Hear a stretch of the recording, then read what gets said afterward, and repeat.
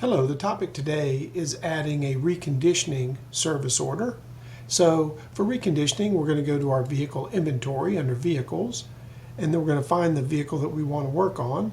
And I'm going to go to this Chevrolet Corvette, and I'm going to click on the service tab.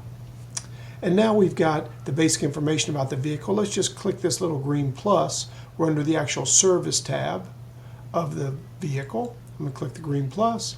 And now I have the view. Let's say we need a battery check.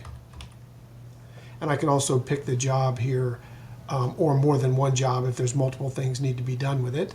And at the same time, I don't have to select any jobs, because when we order parts for it automatically online, it will also automatically create jobs for you.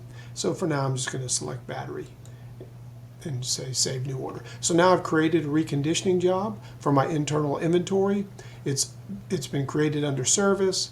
I've got all the order information that's been assigned to my my own internal customer record, and now we can manage this reconditioning order to completion. And in later videos, we will show you how to manage these jobs and also order online. Thank you so much.